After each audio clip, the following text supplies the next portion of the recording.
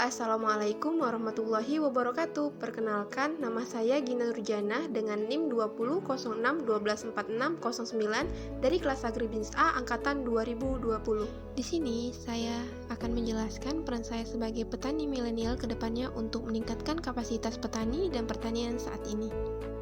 Saat ini Indonesia sangat krisis regenerasi petani. Kenapa bisa dibilang begitu?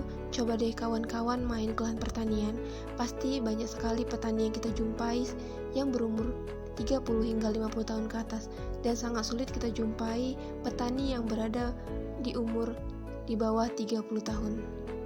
Juga dapat kita lihat dari Badan Pusat Statistik, jumlah tenaga kerja di Indonesia tercatat pada tahun 2021 pada bulan Februari terdapat 139,81 juta orang. Tetapi yang bekerja di sektor pertanian hanya 29,59% dari jumlah tenaga kerja yang ada di Indonesia. Dapat dilihat bahwa tenaga kerja di sektor pertanian mengalami penurunan dari tahun ke tahun. Tidak hanya tenaga kerja sektor pertanian yang mengalami penurunan, tetapi tenaga kerja di sektor kehutanan dan perikanan juga mengalami penurunan sebesar 1,43%, sedangkan tenaga kerja di sektor industri mengalami peningkatan sebesar 0,65%.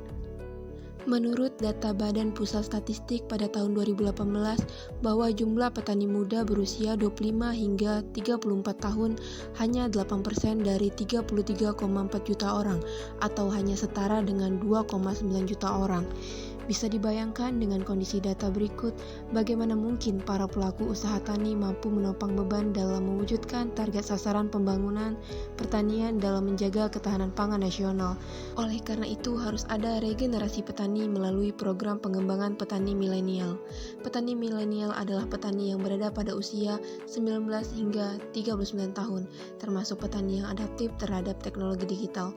Petani milenial harus memiliki kriteria dasar, yaitu sudah dewasa, memiliki tanggung jawab minimal bagi diri sendiri dan keluarganya, memiliki tekad dan semangat untuk terjun ke dunia pertanian, memiliki pengetahuan dasar mengenai usaha tani, memiliki kemampuan adaptasi terhadap kemajuan teknologi digital, dan memiliki jiwa kewirausahaan. Indonesia yang dikenal sebagai negara agraris dengan kekayaan sumber daya alam yang melimpah tiada tara, tentunya masih menyimpan sejuta harapan bagi segenap masyarakat untuk dapat mengendalikan kehidupannya dari dunia pertanian. Oleh karena itu, regenerasi petani melalui program petani milenial merupakan langkah yang tepat untuk menjamin kesinambungan aktivitas pertanian dalam mendukung ketahanan pangan nasional. Banyak peluang usaha tani yang bisa dikembangkan oleh kaum milenial sesuai dengan karakter masing-masing. Zaman terus berubah, persoalan pada sektor pertanian terus bertambah, maka program petani milenial harus dilakukan untuk mampu beradaptasi di bidang teknologi dan dioptimalkan secara luar biasa untuk memenuhi produksi nasional.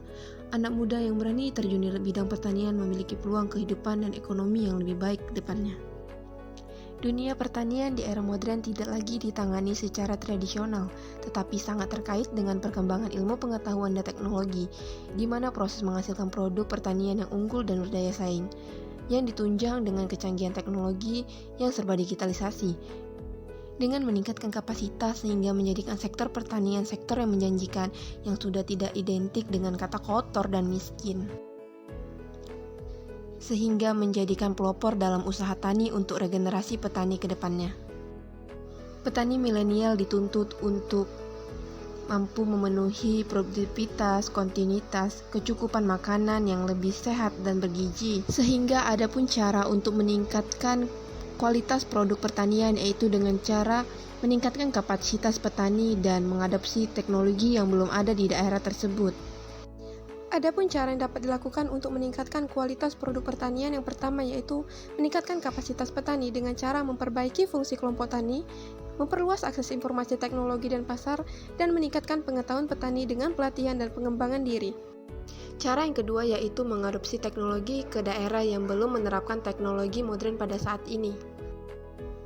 Kabupaten Siak merupakan salah satu kabupaten penghasil beras terbanyak di Provinsi Riau dengan luas area persawahan di Kabupaten Siak tercatat seluas 4.934 hektar dengan hasil panen sebanyak 28.476,63 ton. Adapun dalam kegiatan budidayanya terdapat permasalahan yang dihadapi para petani, salah satunya yaitu hama wereng coklat. Hama wereng coklat merupakan permasalahan yang penting dalam kegiatan pertanian ini, sehingga perlunya ada tindak lanjut untuk mengatasi permasalahan ini. Berbagai metode telah dilakukan untuk mengendalikan hama tersebut, baik secara fisik dan mekanik. Namun cara-cara pengendalian tersebut dianggap kurang efektif. Kemudian dikembangkanlah cara pengendalian yang lebih praktis dan cepat, yaitu secara kimiawi menggunakan pestisida. Akan tetapi dampak yang ditimbulkan sangat banyak. Bahaya pestisida semakin nyata dirasakan oleh masyarakat, terlebih akibat penggunaan pestisida yang tidak bijaksana. Oleh karena itu, diperlukan suatu teknologi ramah lingkungan yang dikembangkan untuk mengendalikan hama yang didasarkan kepada konsep pengendalian hama terpadu.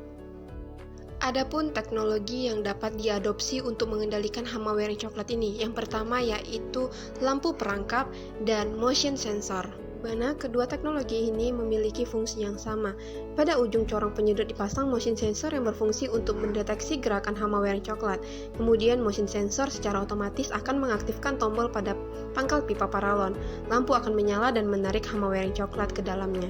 Apabila ada wereng yang mendekat pada lampu, maka motion sensor akan memberikan sinyal sehingga secara otomatis dinamo akan memutar mekanik baling-baling kipas dan menyedot udara dari luar masuk ke dalam kotak penampung hama. Berdasarkan hasil analisis bahwa teknologi ini sangat ampuh digunakan untuk mengendalikan hama wereng coklat yang ramah lingkungan yang mampu menekan populasi sampai dengan 75% tanpa menggunakan pestisida. Cukup sekian penjelasan dari saya. Jika ada kesalahan saya mohon maaf.